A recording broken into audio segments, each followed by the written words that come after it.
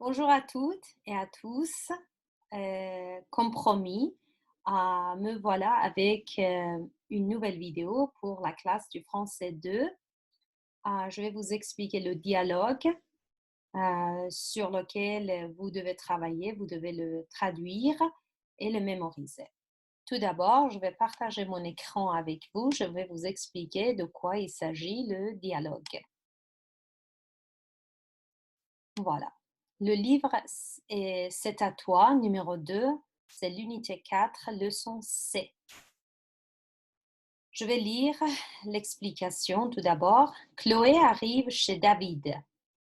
Il se prépare pour un mariage burlesque, le lundi du carnaval à la Martinique.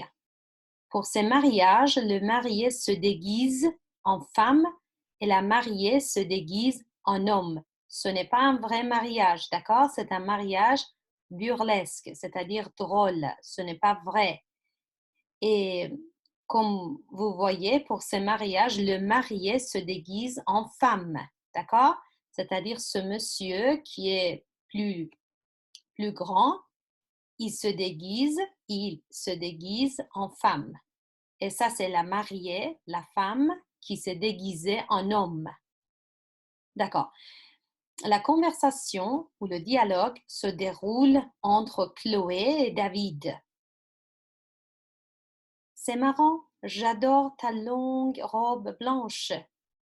Mais tu t'es rasée. Je ne peux pas être la mariée avec une barbe. Est-ce que je me suis bien maquillée? Tu as trop de rouge à lèvres et tu dois mettre du mascara. Et toi, tu es prête? Tu t'es habillée d'un joli costume noir, mais pourquoi est-ce que tu t'es peignée comme ça? Parce que je vais porter un chapeau.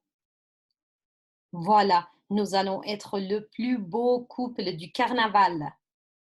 Donc regardez, ici par exemple, David, c'est David, d'accord? C'est un homme qui s'est déguisé en femme. C'est Chloé, une femme qui s'est déguisée en homme, d'accord?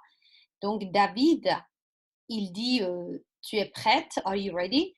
Tu es prête? Tu t'es habillée d'un joli costume noir, d'un joli costume noir. Mais pourquoi est-ce que tu t'es peignée comme ça? Voilà, tu t'es peignée comme ça parce qu'elle a changé sa coiffure, d'accord? Donc, et Chloé, elle répond parce que je vais porter un chapeau. Ça, c'est un chapeau parce que je veux porter un chapeau sur la tête. Et c'est marrant, ça veut dire c'est drôle, vous savez. Longue robe blanche, ça c'est longue robe blanche, mais tu t'es rasé. You remember that I explained to you the reflexive verbs ou les verbes pronominaux en français.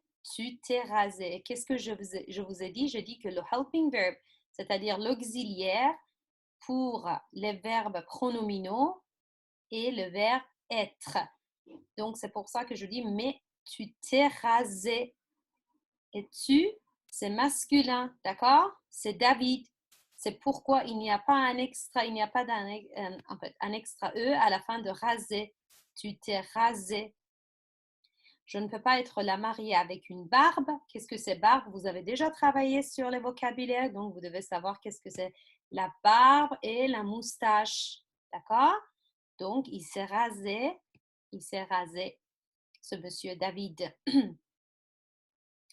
Est-ce que, est-ce que je me suis bien maquillée? Donc, David, il lui demande, est-ce que je me suis bien maquillée? Maquillée, it's make-up, OK? Le maquillage. Et Chloé dit, oh, tu as trop de rouge à lèvres. Too much, OK? Rouge à lèvres, rouge à lèvres, rouge à lèvres. Et tu dois mettre du mascara. Vous savez qu'est-ce que c'est mascara? C'est un cognate, it's a cognate, so mascara. Et toi, tu es prête? Tu es prête? Tu t'es habillée. Encore une fois, le passé composé d'un verbe pronominaux. Tu t'es habillée. Pourquoi un extra E? Parce que c'est une femme, d'accord? Chloé est une femme, donc on met un extra E. Un joli costume noir, mais pourquoi est-ce que tu t'es peignée? Encore une fois, le passé composé d'un verbe pronominaux. Tu t'es peigné. Quel est le verbe? Se peigner. Se peigner. OK?